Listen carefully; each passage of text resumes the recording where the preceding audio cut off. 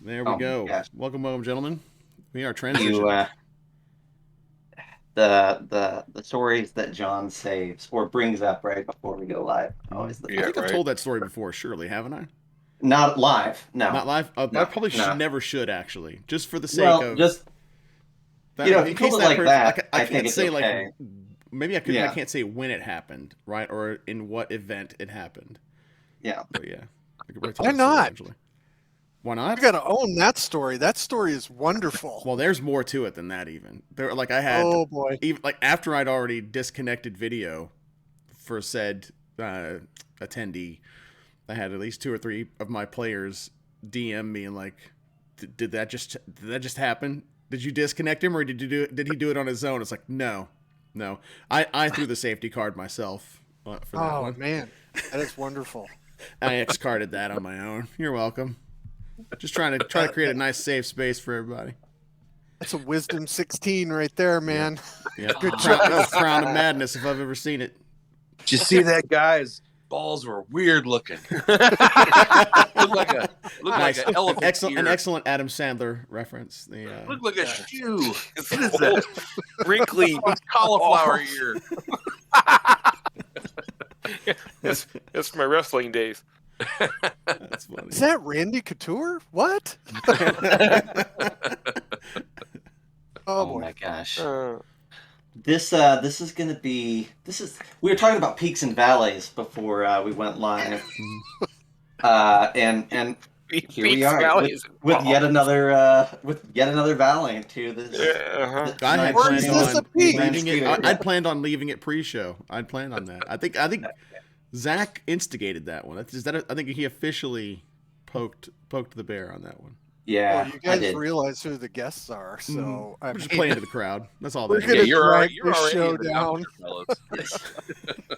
Skeeter, before we dive into this episode, may I compliment you on you have a background that was made for streaming.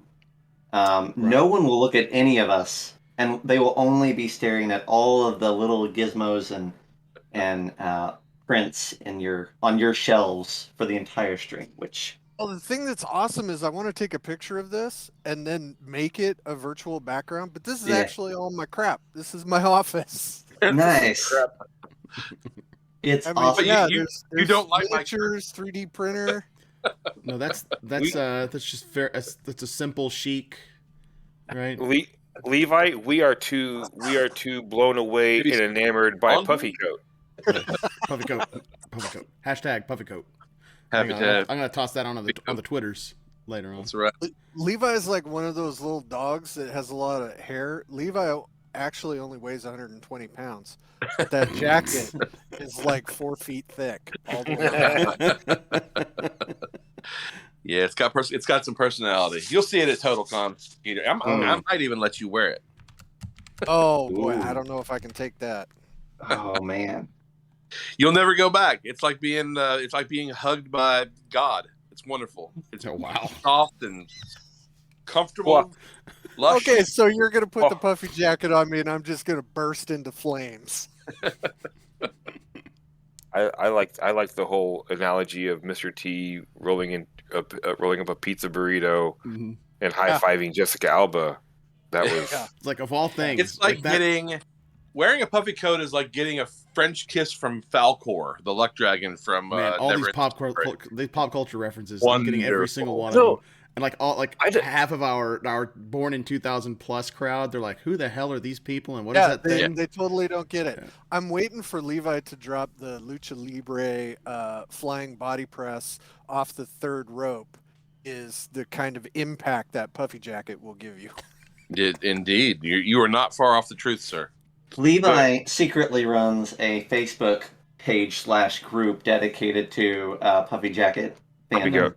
and half of his workday is hold spent on. creating Puffy Jacket memes. Let's get puffy Sure. coat out your mouth. Give it some respect. Put some respect on puffy coat's name. Listen to this. Listen. You hear that? That's Oh, puffy Nope. coat, not puffy Nope. jacket. nope. Nope. Nope. Discord We got did that us the Discord grand noise service of cancellation, saying, God bless it. Well, here, we are going to do something weird today for folks tuning in live. If it isn't weird already. Now? Now Only we're gonna now? be so Now we're- weird. Now it's weird. We have And never now for done. something completely the same as what we've been That's doing. Well, we've never done a creator interview with two creators at once, talking about two separate projects, but somehow both of them suggesting that they should be on the other person's stream, right? I'm like, well, Skeeter has his project. We should talk to him. Levi has his. We should talk to him. And then both of them are like, I should really be on Skeeter's or so and so's show. And I'm like, that sounds great. Yeah, sure. Why not? We'll see how it goes. So, And now you're regretting that, aren't you? I'm just, I like having you both of you on, and I think I'm just excited to see, typically we do like this earnest. There's only one creator interview that we've done thus far that wasn't like an earnest take and earnest questions, and I think now we've injected both of you into your own shows, and I'm fascinated to see what Levi. I'm expecting you to have some questions for Skeeter about his project and what we can expect from it, and Skeeter, So same they're thing. so in midstream they're going to alternate as like guest hosts. Yeah, that's and what I'm as guests feeling at the is same time? context Context switching at its finest, of course. Yeah, it'll be interesting. So, Troy, are we ready to start this shindig? Well, yeah, because I ain't got nothing to do on this one because Because I don't have to record technology. anything Fair because enough. technology. Because That's right. technology.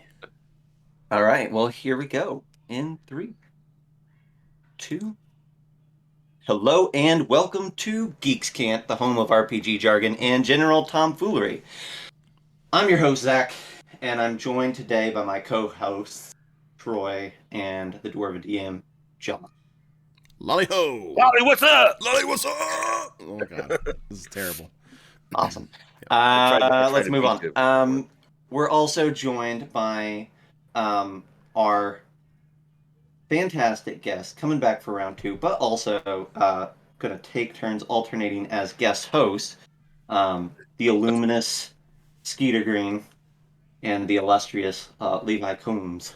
Hello. I love the fact that you paused right before fantastic, trying to get just the succulent descriptor Yeah. for the two of us What both. I had. was like, what can I say that sounds genuine and not too far over the top? Let's just go with fantastic. We'll call it there. And let's not forget Puffy Coat. Puffy coat. Yeah. Well, Puppy coat is For in those house, people yeah. that are listening. For those people that are listening. Can you feel it? Can you feel the love of the puffy coat even from across the airwaves? Even does it translate in audio as well? I think so. Yeah. Levi is wearing this for our podcast listeners. He's wearing this black puffy coat, and he has not shut up about it since he got on. That's the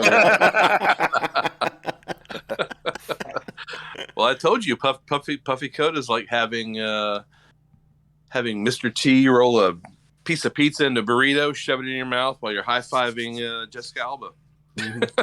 It's wonderful. It's wonderful. That's the word I would describe it. Well, so like we said earlier, pre-show, this is going to be a weird episode because, and I think it's going to be interesting. I think it'll be good. But we're going to talk about two separate projects at once.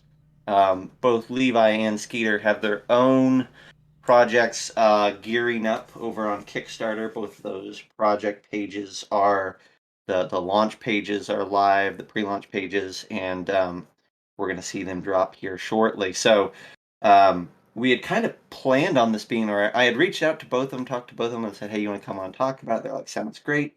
And one of them found out that the other one was on, and they're like, "Maybe I should be a part of their interview." Well, all right, cool, sure. That sounds interesting. Let's do it. And so here we go with two. Yeah, we just come in and screw up your whole No. show. No, plan. it's perfect. I mean, it's perfect. Like, hey, why don't you just have us both on here so you have two idiots to deal with at the same time? You get a Well, boat you out have of to the deal way. with 3 idiots at one He's- time. What do you think 5 is going to matter? That's fine. Yeah, right? That's fine. I mean, come on. I feel like now the precedent has been set. Levi and Skeeter are A package chocolate deal. and peanut butter. Yeah. We always have to have them on together. Otherwise, That makes sense. I want to say something very disturbing. Like, which one of us is which? Because Yes. there's Can we go with a different combination before we answer that? I did not. Can we do I peas did and not carrots instead, continue. maybe? I did not Okay. continue with the old commercial All right, fair for enough. a reason. All right, I'd like to point out it did not quite go down the way that Zach is is portraying. It Zach was- is a it was consummate pretty dungeon master. dang and It close, rarely yeah. does. Not He's quite a It rarely narrator. does. Zach is a narrator, man. He's it got kind of did. in the words of Jeffrey Chaucer, he gives the truth scope. He's a story manipulator. Yeah, Is what right. he is. Yeah. Yeah, it's Well, I just massaging the truth. Massaging, Yes. I like that too, right? Or as Listen, Troy says, I'm zhuzhing it just up. here to ride on Skeeter's Zhuzhing it up? coattails because I mean, what else do you need to know about his Kickstarter other than it's fucking Skeeter Green? You know what I'm saying? So Fair enough. I mean, That's I can that's talk it. about. That's the It's not even my soundbite. project, and I can talk about it all day. All right, That's All right, I'm out. that's the I'm title. done. That's the I was title about to say, of the Zach, Kickstarter right there. Zach, go ahead and slap that Oh. that podcast bumper on now. I think we're done, aren't we? Oh my god! If I'm ever that guy that just says back my Kickstarter because I'm Skeeter Green and I'm somebody in this industry, please, all 4 of you slap the shit out of me, okay? If you're I not would love- working in this hobby and trying to put out the best product there is, get out of the hobby. Preach. Yep, right. Word up. So There you you go. want the reverse Mo, right? Instead of one dude slapping 3 dudes, you want 4, I like want like a 4, firing squad of slaps.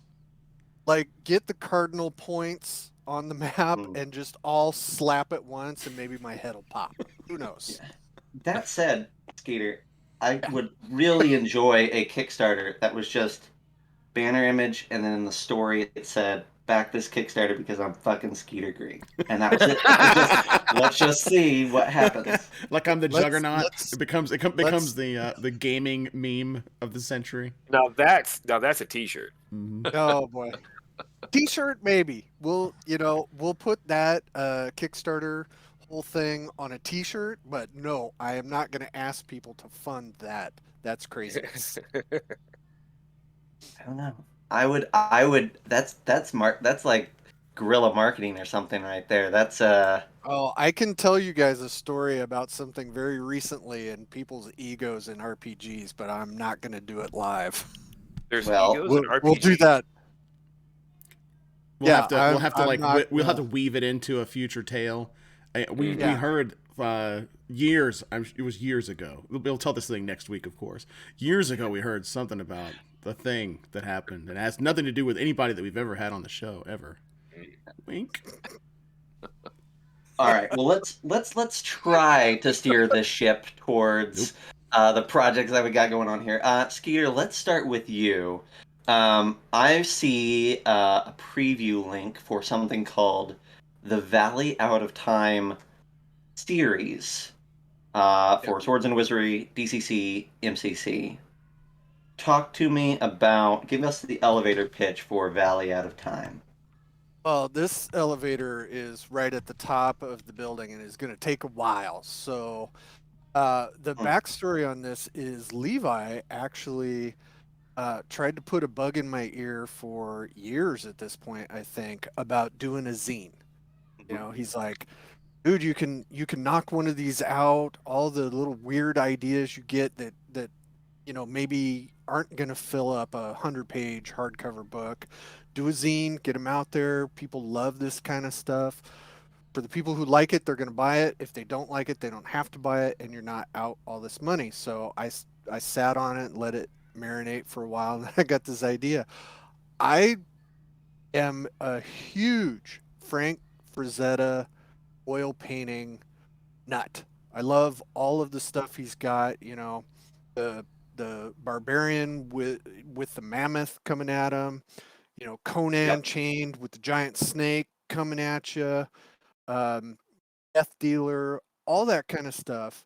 And I just wanted to do something that captured some of that.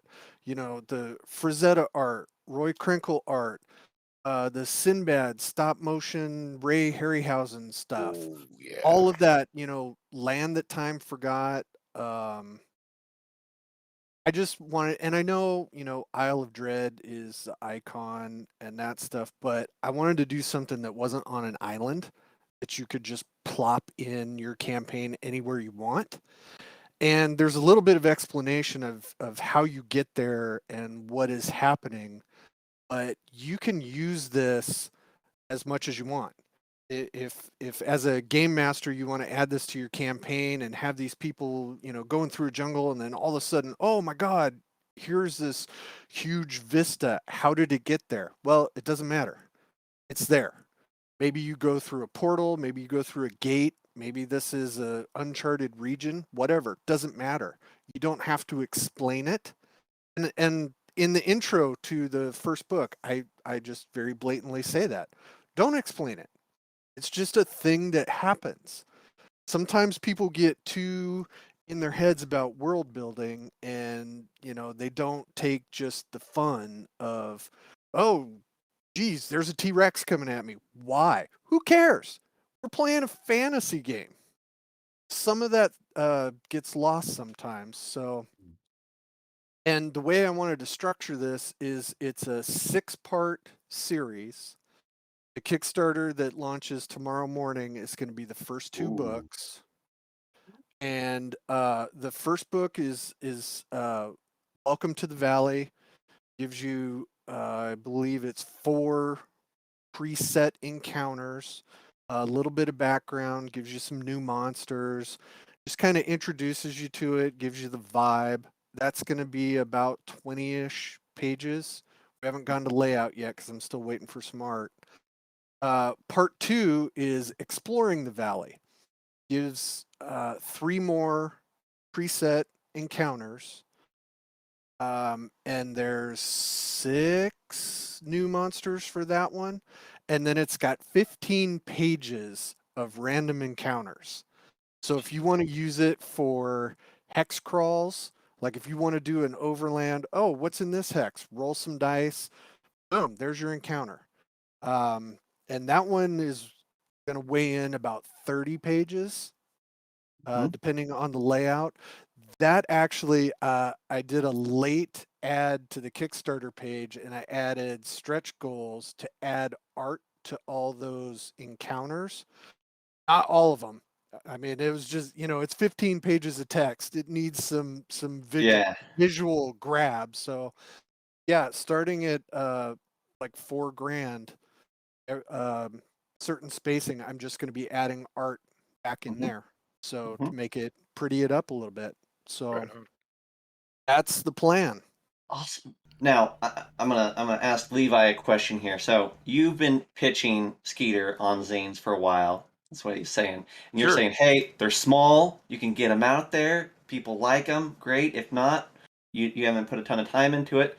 And was this what you were trying to get him to do? Is do a 6-part series of zines right out the gate, or is this par for the course for Skeeter?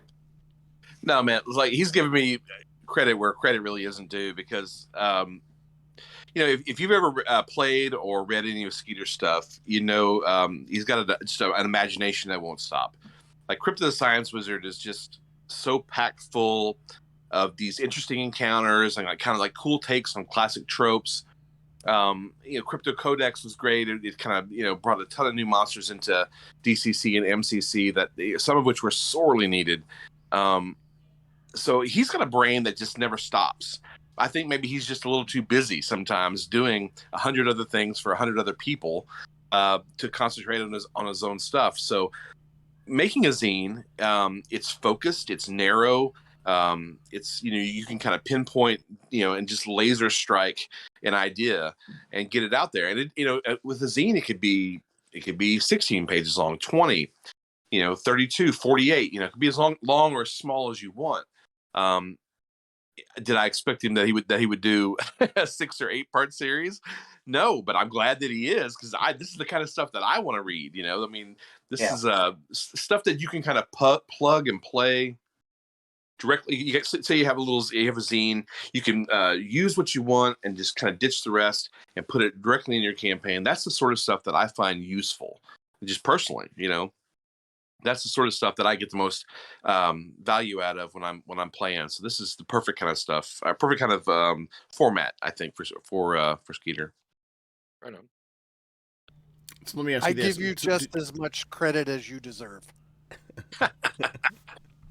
So did you have any like X-Men Savage Land vibes in this one? Because whenever you mentioned like that primordial, like primal, prehistoric, tropical environment, that's immediately like I didn't go back as far as like Conan and stuff like that. For me, that's exactly immediately where I went to, is buried somewhere within the Arctic.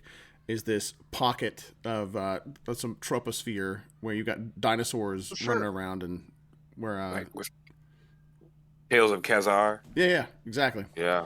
Yeah, I mean, absolutely. Commandy, Last Boy on Earth. He goes and does this sci-fi type stuff, but sometimes the thing I have dragging my feet in MCC specifically is a lot of people when they do their post-apocalyptic, it's Earth in some far future something has happened. I don't want this to be Earth at all. I don't want there to be shopping malls or the artifacts you find are not burned out Chevys. I do love Planet of the Apes. So when they find artifacts, having it be pottery or something that's recognizable, I think that's important in a fantasy game, because if you get too creative and too out there, people can't relate and you lose a lot in the transition. It's one of the things about writing horror is you don't fill in a bunch of the details, because everybody's imagination, what might be scary to me is not scary to somebody else, and what I think is not a big deal somebody could be terrified of. So I try to incorporate some of that into the fantasy, like hint at, oh, you see this globular object. What is it? Is it a bowl? Is it a helmet? Is it, and then the people can decide for themselves, what is this thing? So yeah, I mean, I'm a huge comics fan, so that definitely was in there. We have this little kind of writing circle in the Independent Publishers Union. Levi, Jeff Talanian, Jim Wampler, Ian McGarty, Rocky Gardner. We bounce ideas off each other all the time, and it's like racquetball, because when you pitch an idea at the wall and it comes back at you 90 miles an hour better, like if I suggest, oh, I'm going to have a dinosaur, and Levi's like, oh yeah, you got to have this, three-headed dinosaur with like fire coming out of its head and 18 arms, and it's got to be a kaiju. And I'm like, okay, so no, but I am going to make this three-headed T-Rex. And that was in Cryptocodex, because I thought, oh, whoa, that's horrifying. So I like having ideas and seeing what the people that I respect their creative work thinks works. And it's really, it's that whole iron sharpens iron sports ball thing, but it really works for writing, and it's really important, I think. Let me ask you this. So whenever you're putting something together like that, and you've got a lot of other auxiliary ideas that are coming in at you, is it anything like in movies where you'll have the first edit of a film is like 4 hours long, and then you have to pare things down so some things end up on the cutting room floor?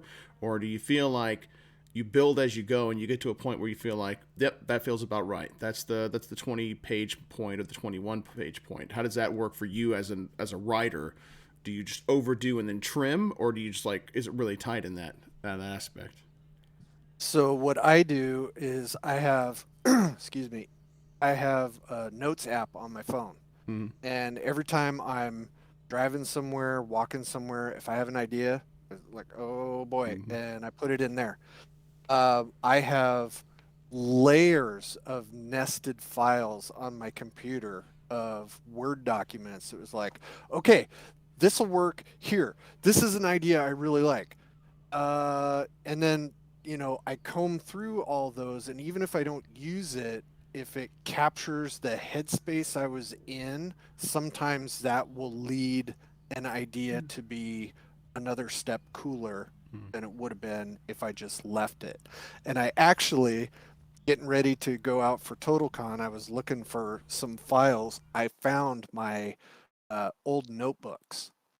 So now I'm gonna start digging through those. Nice. Back in the day when you had to actually write on paper, it wasn't as convenient as throwing out one of my harebrained ideas just in ones and zeros. But yeah, everything gets captured, and it can be used in weird places because I've used some fantasy, D&D elements in a book I just did for Call of Cthulhu. And it's considered innovative for that just because somebody hasn't used the same kind of pacing and mechanics from a D&D game in Call of Cthulhu and published it. So, yeah, always keep ideas, even on a bar napkin. It's really Everything. interesting that you mentioned the Publishers Union and bouncing ideas off them. I was just talking earlier this week with someone else about how important it can be. Some people it doesn't matter, but for a lot of us, how important it is to have that that tight creative circle of people who are your idea bouncers, or who you come to when you have the initial framework of an idea, right? And you say, "Help me. Is there something here for me to pursue further, or is this a dumb idea?" Um, it. I was listening to someone talk about Weiss and Hickman and how they write, and it's like, probably if I had my guess, their body of work would not be nearly as large if they were writing separately, right? Oh yeah. Um, uh, they need that collaborative space, and it's really cool that you guys have such a cool, tight knit little group of guys, of folks who share in your enthusiasm for your type of thing, and then are happy to add to it. Yeah, and one of the things, if I suggest that for anybody. If you're going to be a creative, have somebody that you can bounce ideas off of. The key to it is the people you're bouncing ideas off of have to both be qualified to give you advice and have to be confident enough to say, "Yeah, man, this is a great thing you sent me, except it sucks." So what you need to do, you can't just have somebody who you hand all your stuff off to and they go, "Oh yeah, it's great. You never do anything wrong." You've got to have people that will say, um, "Are you sure you want to do that? Because really it stinks." Mhm. But you were looking at Levi when you said that. Even on the camera, I could tell that you were. Well, that's because, so I'm going to bring up this Call of Cthulhu thing that I just wrote. I sent it to Levi and I said, "Dude, as a consumer, read through this and tell me, did I drop the ball somewhere? Do you get how this is being run?" And he ran through it, he read it, and I valued his feedback as a writer, as a film aficionado, because I do a lot of things where I have cinematic elements. Like, hey, when you're going through this encounter, this is the movie that I was thinking of. So the person running it knows what headspace I was in. And Levi gave me a bunch of ideas and said, "Hey, if you're going to reference Jacob's Ladder, aces, because that's a deep one that not a lot of people would do." So, you know, it's been super helpful for me. Awesome. All right. So you have the Valley of Time, you said, coming out tomorrow, which tomorrow, for folks listening after the fact, is February 21st, um, President's Day. President's Day. Um, you are releasing parts 1 and 2, and you say that it is going to be $10 or less for each book. Talk to me a little bit about, what sort of rewards or what sort of offerings is on this thing. You talked about 2 books, but what's the scope of this Kickstarter? So, yeah, the lowest dollar pledge is $5 for a PDF of either book. If you get a PDF of both books, it's $8. Mhm. For print, if you get one book, so I'm releasing this for Swords and Wizardry and another book for DCC and MCC. So there is a combination of 4 total books that you could get. Part 1, Part 2, 2 different systems. It's a little confusing until you get to the page, and there's a whole bunch of pledges that make it very clear what you can get. So you don't have to figure it out. You just push the button on the pledge for what you want. If you buy 2 books, if you buy part 1 and 2 of the same pledge, it's $18 instead of 20. Give everybody a little bit of break. And the reason, because I've had to explain this a number of times, why I'm doing it as 6 parts, I didn't want everybody to be married to the whole series if there are parts of this that you just don't want. I'm not telling you, I'm kind of telling you how to run your campaign because I'm writing a book and you're buying it, so I'm telling you how to do it. But I'm not telling you have to buy all of my products. I want you to use the stuff or get the stuff that you're actually going to use. Gotcha. No. I don't even know if I answered your question. You did. That's Just perfect. started No, you did a great rambling. job. No. Listen. Well, here, let me ask this then. Levi, you probably have more insight into this project as being, somebody that he bounces ideas off of than we will, or the average backer. What's a question that you would throw to Skeeter about this project, or something that you think he should talk about that he hasn't yet? Well, this the DCC MCC, the fact that it could be used in either system. You've done that a couple times, and I've always found that really, really interesting because it shows the versatility of the writing, the versatility of the kind of the scope of the adventures or the scenarios. You know, you could take Valley at a time, and you could just do a straight up, like weird fantasy, like straight up Harryhausen, or you could take it to that, Commande, Planet of the Apes sort of thing, and do it like MCC. And so I guess if I had a question, like what, where did that idea come from? Are those two systems so tightly married together that it's just like a natural thing that you would do, or is it all by design? Like, do you just sit back and go, okay, well, I'm throwing a little bit of Thundar in here. I'm throwing a little bit of Michael Moorcock in here. I've got some, beyond the Planet of the Apes feel to it. I mean, what's the genesis? The original idea back when I did Crypt of the Science Wizard was quote, a technology that advances to a certain level is indistinguishable from magic. And I know I just slaughtered that technology quote, but every time I have to say it, I always kind of forget what it is. But, it's got that Vancian magic science mix. You have your alchemy, you have your Frankenstein's monsters lab stuff going on, and sci-fi and magic are not as far apart as some people think they are, or some people have built up in their heads. Yep. It's a lot of flashing lights on one side and a lot of hand wringing and knowing these formulas. And just by me saying it, nobody has any idea which one was science and which one was magic when I just gave those examples. So it's really easy for me. I mean, after Expedition to the Barrier Peaks, you can have science in fantasy. It's okay. Nothing's gonna hurt you for combining those. And I got I got Crypt of the Science Wizard done, and I originally did that in Swords and Wizardry in 5th edition.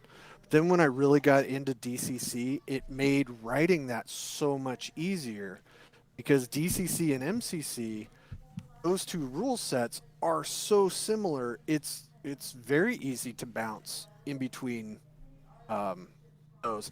And my comic and cartoon history is like the Herculoids. I have a Herculoids poster on my wall right there. They were barbarians and had science fiction everywhere. So yeah, I like the mix. I mean, that's my flavor of pizza.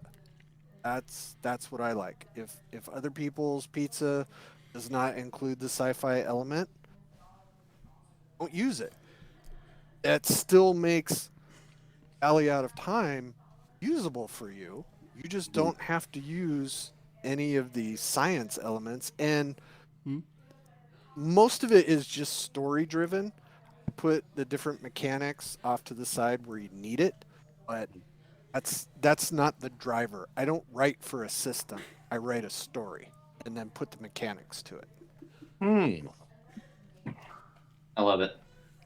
And All right. I have no idea if that answered Levi's question. No, it did. It Let me did. ask him a question. Jeez. We're getting there. Getting Okay. there. Well, I think you did answer it there at the end, right? Like you write the story and then you align the system to it. And what I liked here and there was that it sounds like in your mind, like you don't worry too much about is this a magic thing or a sci-fi thing or how is it best interpreted? You just write and you trust that it'll work out and you don't mind if that means that some sci-fi sneaks its way into your fantasy or if some magic sneaks its way into your sci-fi. That's that chocolate and peanut butter stuff we were talking about earlier. Yeah, when I read H.P. Lovecraft stories and they're talking about a coffin-shaped clock that moves through time, that's the description. So is that a scientific element or is that a ritual magic element that makes it do that? Mhm. Who cares? It's- It just It works. doesn't matter at a certain point. It doesn't matter. Right, Yeah. right. Yeah. It doesn't, as far as the story is concerned, it does not matter. Mm. Yeah, you might have slobbering, fantastic monsters and quivering, gelatinous beasts on one side, but then you'll have something like what is it? The old man story with the brains in the jars, and he's got the vibration. Yeah. Yeah. Science. But honestly, if you like all of us modern people, if you saw a gelatinous cube that actually existed, would that be something that was created by science, or was that something that somebody summoned from some other dimension that's like, oh my god, what is that thing? Hmm. Hmm. And who cares? Who cares? It's And awful. that goes back to something that I've talked with the fellows about before is um, a lot of these bigger Kickstarters will put out, their setting book and their adventure book and their monster manual, right? And sometimes, if you're talking 5e or something, it's a sci-fi future or it's a western or it's a whatever, right? And I may not care about their setting at all, but I'm almost always going to pick up that monster manual because there's aspects of that, like you say, that a monster removed from a setting can be interpreted basically a enormous collection of ways. Sure. And yeah, context being key. And they had that back in the day. I mean, in original D&D, I'll do a shout out for Tim Kask. The Boule is a mix of different things, and it's back then they said, okay, it's a magical transmorgification or whatever. It's like, well, maybe it was built in a lab by some Yeah. dude who was nuts. Who cares? It's still a Boule and it's still awesome. Awesome. Yeah. Well, it's just like you could take a ghoul in D&D, and it's different than a ghoul in Call of Cthulhu, and it would be different than a ghoul in Dark Trails. Those are all three, very different, same creature or whatever, but three very vastly different takes. Hmm. Hmm. Exactly. Yeah, for sure. Well, let's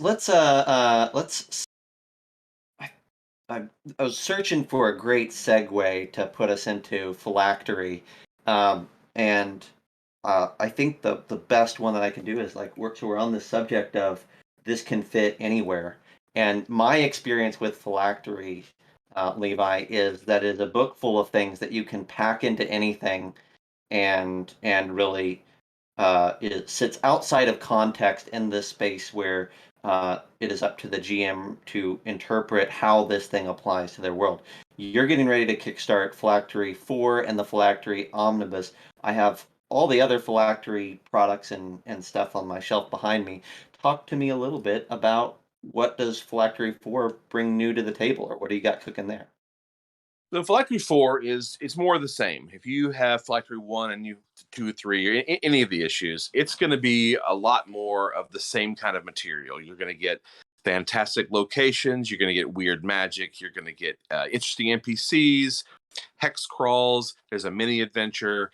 There's always monsters, and the Phylactery 4 has 4 brand new monsters. You're going to get a ton of art. I pack those things full of as much art as I can. And then just all kinds of little hooks and pieces and things that you can use directly. Like you can take that zine and take it to the table and use stuff directly out of there, and with not a lot of planning, you know. So again, more of the same. This issue, the Phylactery 4, goes pretty heavy on monstrous and kind of weird magic stuff. There's some really cool stuff that's in there. And I did include the first of what I hope to be a series in the Phylactery of new gods. I've not always been very satisfied with the way that a lot of gods are presented, kind of in mainstream D&D. I think some of the concepts get used over and over again. So I with this one, I took a god of pain and torment, and kind of went a different direction with it than I've seen done in movies or in previous work. So hopefully people will enjoy that. But that's only one little, that's a little 2-3 page part. Like I said, there's a full adventure in there. There's hex crawls. It's just packed full of stuff, and that really is the idea behind the Phylactery, is to pack this zine cover to cover, page to page, full of resources that you can use. Because nothing would irritate me more, especially when I didn't have very much money, is when I would buy something and obviously, you'd open it up and there were pages that had half, there was nothing on half of a page, or there were a couple blank pages in the back, or the text was double wide. It's just, it used to really irritate me. I'm like, man, I worked really hard for this money, and now they split it up into 2 books when it could have been 1, or we all know the way that goes down sometimes. But yeah, man, that's the basic pitch. It's just a big chunky book that you can take a bunch of ideas out of and put them in play directly to at the table. So is there a particular theme that goes along with it? Like, is it all like making steam, like fantasy steampunk, or is it is there like one overarching like vibe that you're going for with it that you're trying to kind of sell? So like Dragon Magazine would do that a lot. You get those big theme issues, you remember. But I always kind of ascribe more to the like the Arduin Grimoire or old Dragon Tree Press stuff. As disorganized and as chaotic and crazy as those were, every time I got one of those books, man, they were so full of ideas and just jam-packed of content. And they were all over the place, like you'd read that first, I think it's the very first Arduin Grimoire book. And there's like, I don't know, 2 pages about classes. And then like 3 pages later, he goes into like 4 pages of prismatic walls. Like, we don't even know how to hit yet. Like, we don't know, like, we don't have half the classes or the races. Like, and you're already talking about prismatic walls. And then, another 20 pages in the book, there's like another 10 pages on random hells and dimensions and planes. And you're like, what am I reading? And I always liked that. I always liked that mixture of material. Now, having said that, a lot of times I will hook, if there's a 2-page article at the beginning, I might hook that into something deeper on in the book, and you'll see those threads kind of run through the book. For instance, like I guess it was issue 2. I had an article on Baba Yaga, the mother of hags, and I looped things in that article into other things. And one of the monsters was a hag, and then there was some Roadhouse tales later on where they were talking about Baba Yaga. It was they just everything interweaved a little bit, but that's just kind of hold things together and give you a sense that there is some sort of continuity. One thing that I like, I'm in agreement with your description of your books, and I also ascribe to and Troy, you talk a lot about going to the store and getting a magazine. So I don't know what your experience there was like, but I'm in the same boat as far as like there's a part of me anytime I get a new book that wants it to be packed, right? On the Mhm. designer side, I'm always like, well, sometimes there's a need for space, there's a need for it to breathe, and you kind of say, well, I've written enough here, and even though there's a half a page left, this is good. But the consumer part of me is like, there's something that you could have put in that half page, and I wanted that. So Yeah, even if it's a piece of stock art or it's a Skeeter did something really novel with his Call of Cthulhu module. He put a QR code in there that linked to some music, that accompanied the adventure. Oh, You know, there you go. even if you're doing extra little things like that, it just makes the overall product better. And that's the kind of thing that, like I said, I really want to pack it in there. Really want to make them so that you're really getting your, if you're paying $10-15 for these things, you're getting a lot of mileage for your money. Yeah, don't give me white space. No, Give me why? if a piece of art. I love the QR code linking to some music. That's really cool. Or even, give me a weird table to roll on, or a All you beat me chart, to it. I was or thinking, like, how hard is it to put together a table of something? Any table. yeah. Throw something in there, right? Right. No, Just fill that there's space up. So I feel like Every layout person just had a heart attack I when know. you said that. How hard is it to just How throw in a hard is table? a I'm like, table, Yeah. man? I mean, what else are they doing? They're just like moving, backspace and forward Yeah, space. sure. Nah, it's all good. Jo- Joe's head is spinning around right now. yeah, there's an eye twitch for 3 people at the moment. One thing you're that you're talking about those you know how does everybody start? What is the different ways that everybody kind of starts a project? Well, I always end up writing too much, always, every single time. Like, there's never a point where I get to go, oh, that's enough. Nope. Every single thing I've ever done, I've written way too much material, and that especially goes for the Phylactery books. So, like, I have enough extra stuff for like 3 more Phylacteries if I just took the extras and threw them into the thing, just a blender and said, here you go. But let me when it ask you came time, this. sure. No, go. Well, I was gonna say. So, do you just a little antidote? Do you find yourself when it then like saying, "Well, if I decrease the font size by 1, I could get 2 pages of extra content in here." Yeah.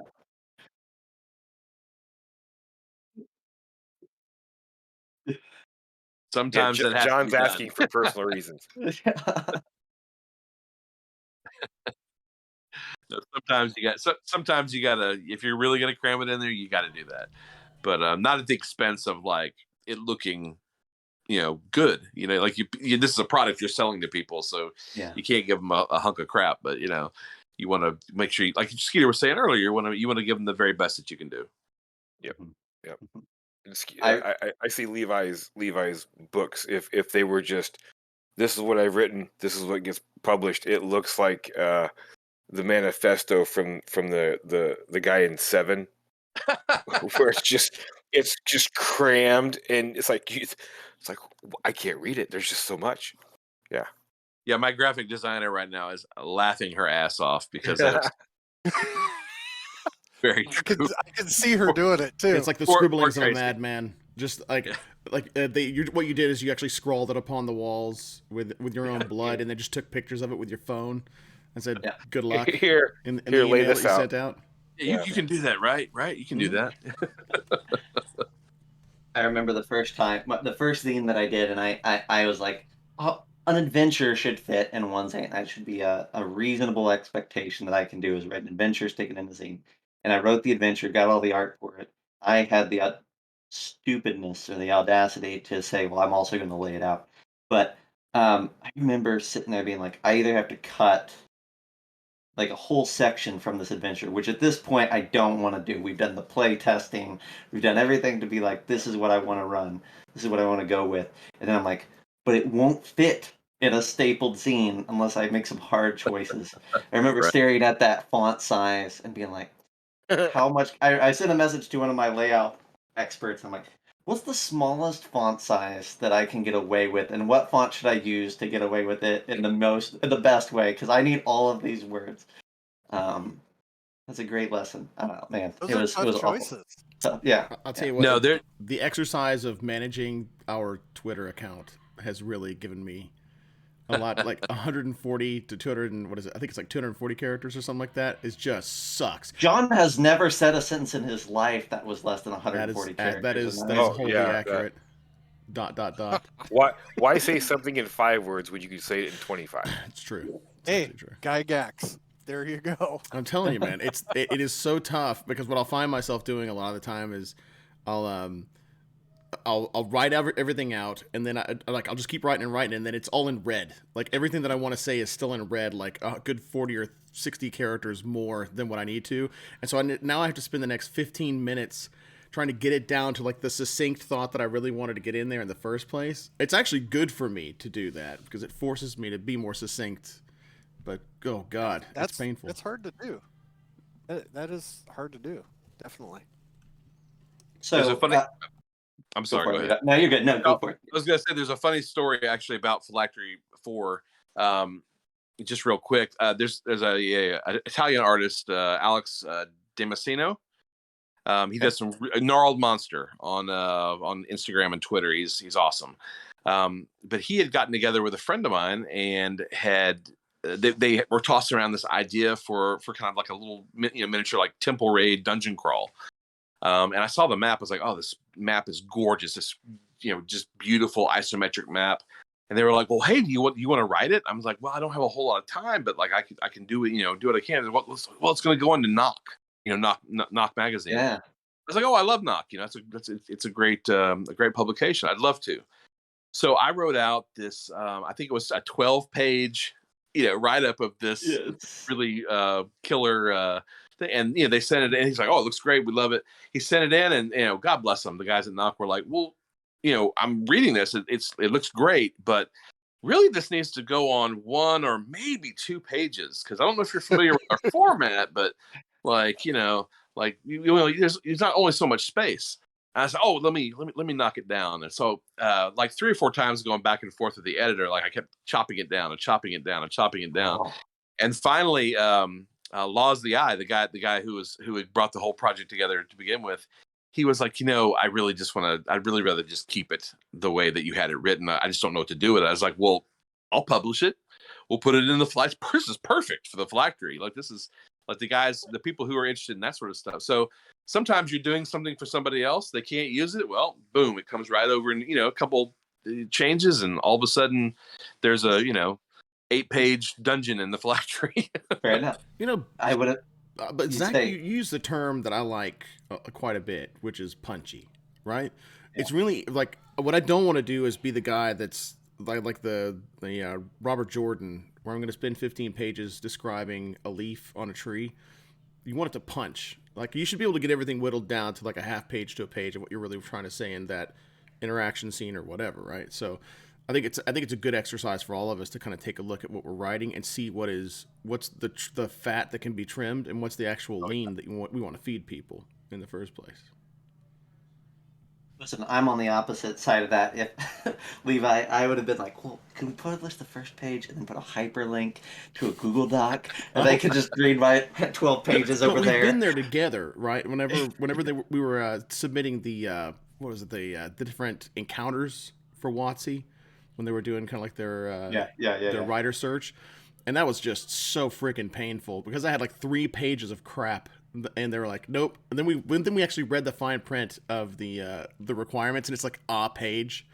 and that was just Oh, I just didn't know how to do it. Yeah. I could like I spent 3 times as much time trying to to whittle it down to what the requirements were, because if we were one character over what the requirements were, that's the end of that. That's probably the So- first thing that they did was they did a shortcut, checking how many characters there are in it, and then give it the axe.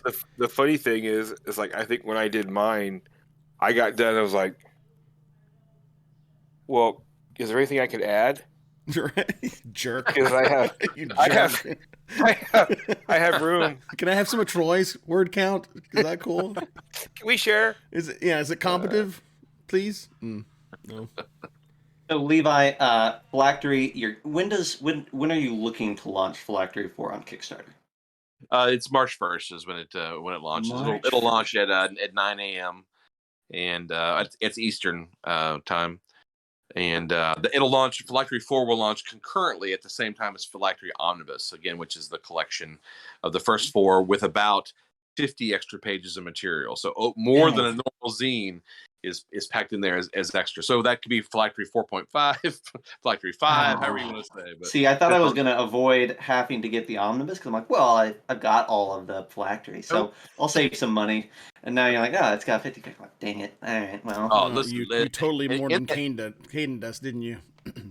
Buying that extra book that nobody needs but you want because you have to have the complete set, and there may be like 3 paragraphs that weren't in the other 2 books that you want out of it. Oh no, he's got like a bunch. No. So there's just one hex crawl that's in there that's illustrated by Skull Fungus Carl Sternberg. We've done a bunch of stuff together, but he's amazing. But there's one, just a hex crawl in there that's easily 16 pages long. Just the hex crawl. Dang. Probably Awesome. once we format it and put art and stuff in there, probably awesome. Closer to 20. But there's all sorts of stuff in there. All the stuff that we cut from previous, we've added new material to that and then put that in there. There's a sketchbook from going all the way back to Phylactery 1. That beautiful cover by Ed Bickford. We've got a sketchbook of from all the different artists who have they would send me like, hey, this is a piece of progress, so this is kind of what I was thinking, or even art that didn't make it in, or like concept stuff that we're doing a whole sketchbook in the back of the book.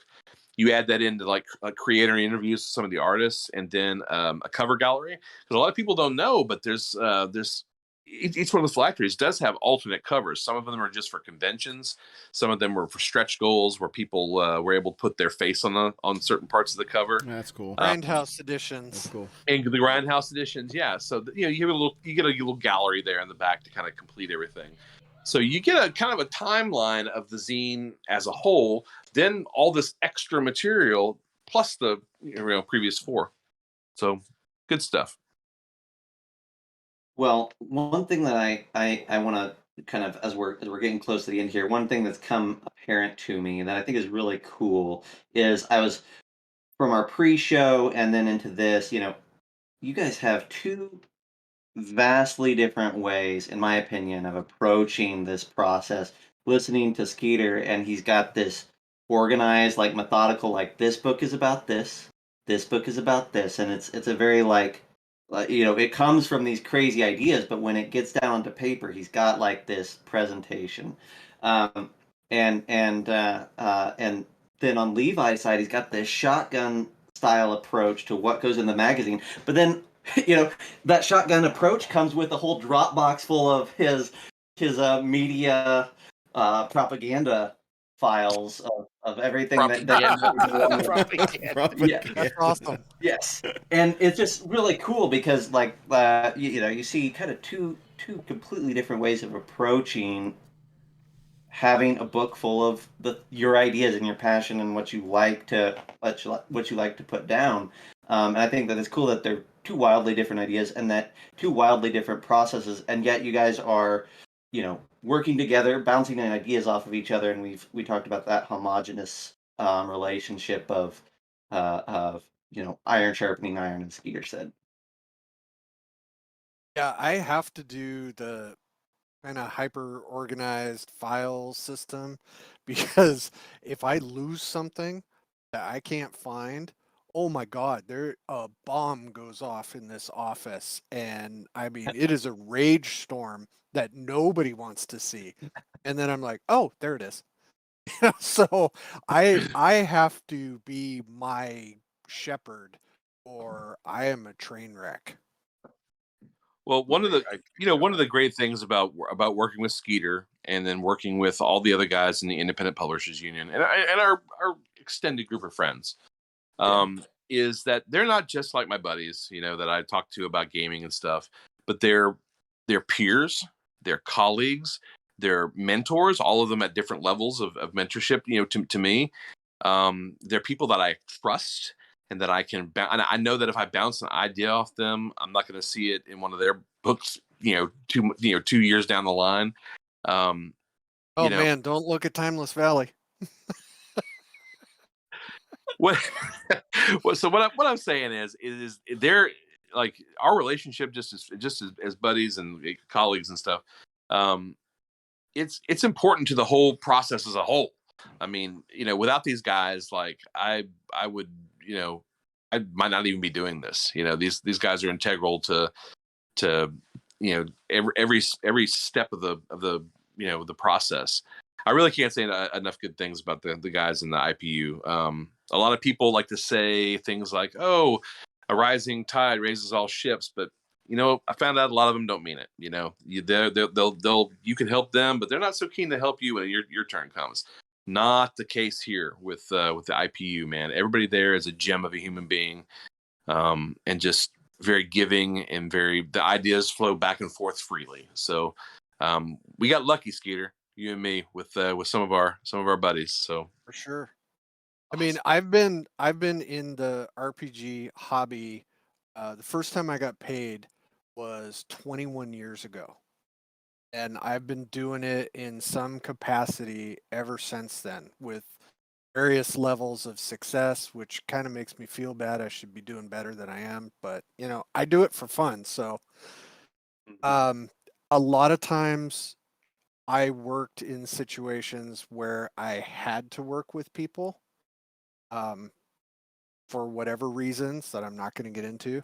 Now I'm at the position I work with people I want to, and it makes a huge difference. And Levi is one of those people, and I honestly, I would probably chuck it all and not do it anymore if I didn't have the group of people around me that I have now.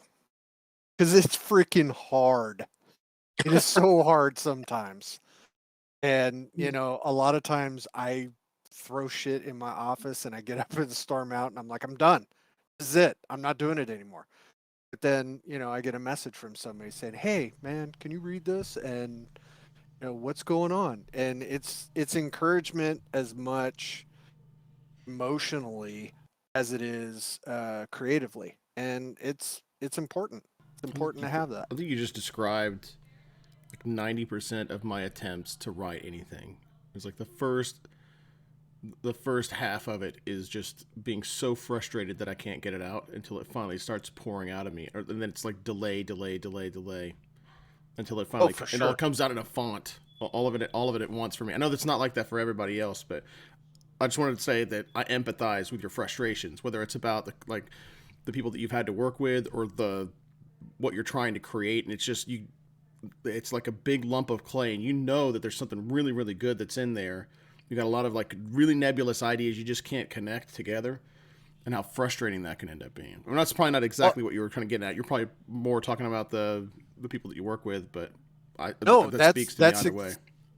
Yeah, that's exactly it. I mean, Valley Out of Time, I wrote the first one in 2 days because that was the idea that was cooking in my head. And I was trying to work on something else. And I was just like, all right, this one goes off to the back burner.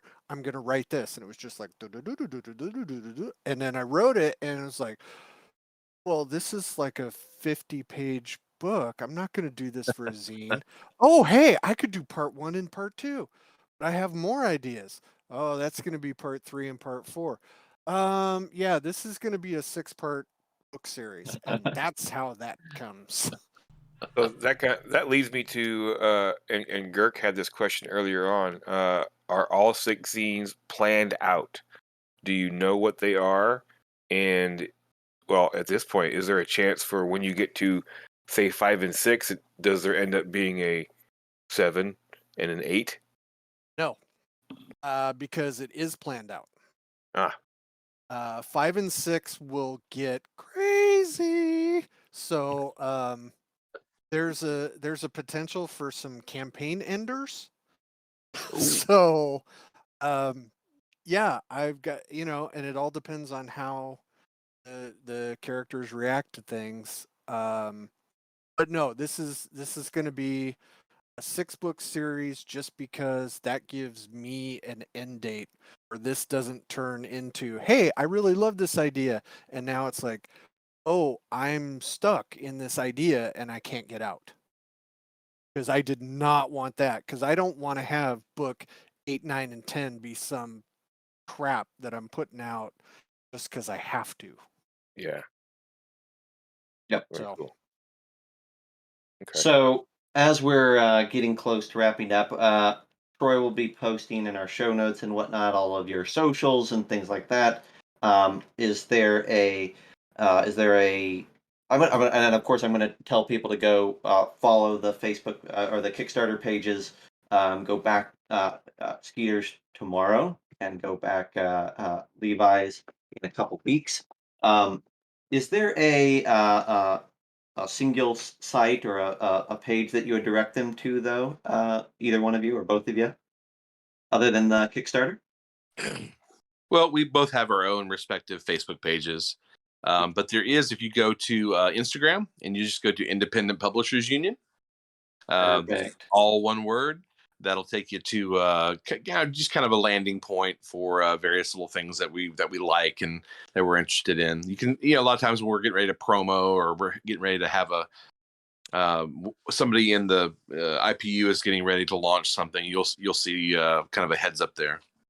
But I would say the Facebook pages are, that's, and Skeeter talks directly from his page, his homepage. So yeah, I've got Skeeter Green Productions Facebook page. I also have skeetergreenproductions.com is my website. It's got a store on it. It's got a bunch of different stuff. It's got all the old products. It's got some blogs where I have pre-gens posted and some random thoughts and stuff like that. But yeah, I'm not the social wizard that Levi is. He's great at the socials. Awesome. Well, I appreciate you guys coming on again. You're a delight, and I'm very much looking forward. I think we're all going to be together at GaryCon. Shout out to GaryCon and how awesome that's going to That's be. gonna be a good Yeah. time. Yeah, looking forward to that. And one last thing, for everybody who goes to GaryCon, go quickly and get the GaryCon convention module, Yeah. the Dread from Geneva Lake, because it might have some familiar names as the authors for that particular Call of Cthulhu module. and it's excellent, by the way. That's awesome. I am super excited about that. Yeah, so everybody that you heard on this podcast today is going to be on at GaryCon this year, I believe, and you should join us. That would be a great time. Come play some games with us. Come attend a panel. Come check out our booths. It's all set to be really really fun there at the end of March. Skeeter and Levi, thank you so much for being on the show again. Really appreciate it. You guys are a blast. Thank you. you guys. Yeah, thank you. Yeah, really appreciate it. Yeah, and Troy and John, you made it. You put up with me again. So thank you so much for hanging out again.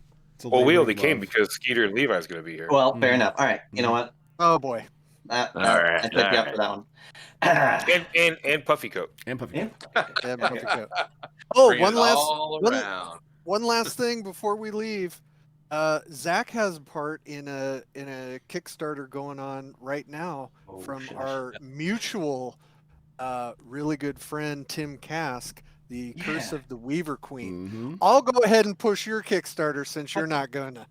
I appreciate that very much. You really can't get much closer to the source code of D&D now than Tim Kask. I mean, That's very true. I mean, The very first Yeah. employee, right? Yeah. Yeah. That's the claim to fame. That's He the is the captain of the old guard. Well, Tim is a real delight. I got to meet him at Gamehole Con last year for the first time, and got to chat with him some since. And it's been really fun getting to take one of his older adventures and take a crack at, you know, uh, polishing it and bringing it into like that full box set feel, and um, adding all the fun accessories and gizmos that can make it even more awesome than it already was, hopefully. Um, and it's doing really well, so we're really happy to Yeah. get It's been great get to it. see. Yeah. yeah, man. Awesome. Awesome. Well, I appreciate you bringing that up, Skeeter. That's we're really happy about that, and it means a lot that you would be excited for it. Oh yeah, absolutely. I'm now I'm going to bring up uh, behind Troy that Mork Borg, and I know that's not how you pronounce it, but that's me. going to be on the docket here pretty soon for SGP as well. Yes. So Oh man, I'm every really time I excited. see that title in my head, it's pronounced Bork Bork, and I don't know why. You know why. You can blame Jim Bork, Henson bork. for that one. Bork, bork. Yep. So okay, I will stop interrupting you trying to sign off. No, that's perfect. All right. Well, thank you so much again. Thanks to chat for hanging out with us. If you're listening to us live, hang tight because we got another creator interview coming in about 45 minutes. We'll see you then. Yes, indeed. Have a good night, everybody. Everybody stay safe out there. Bork Bork. All right. Perfect. We still hanging Perfect. out live, John, or is that